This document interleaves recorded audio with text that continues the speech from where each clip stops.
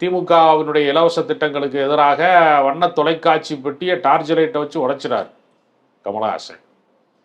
இன்றைக்கு அவர் இந்தியா கூட்டணியின் சார்பாக ராஜ்யசபா உறுப்பினராக மாறியிருக்கிறார். அதனால திமுக வெற்றி வாய்ப்பை தவற விட்டுவிடக்கூடாது என்பதற்கான கூட்டணியை அவர்கள் அமைத்திருக்கிறார்கள். தமிழ்நாட்டை பொறுத்தவரையில ஒரு நதிக்கு 2 கரைகள் இருப்பதை போலதான் அதிமுகவும் திமுகவும்.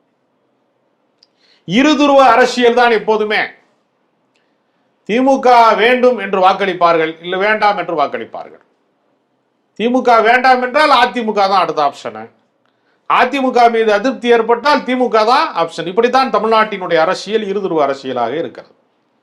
இதை எப்படியாவது திசை மாற்றி விட வேண்டும் என்பதற்காகத்தான் தாவேகா போன்ற கட்சிகள் களத்தில் இறங்கி எனக்கும் திமுகவுக்கு தான் போட்டி.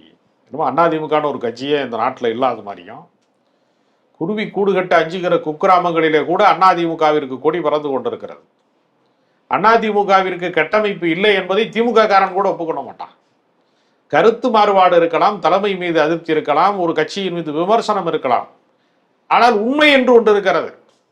கட்சி கட்டமைப்பு என்பது அதிமுகவுக்கு வலுவான கட்டம்.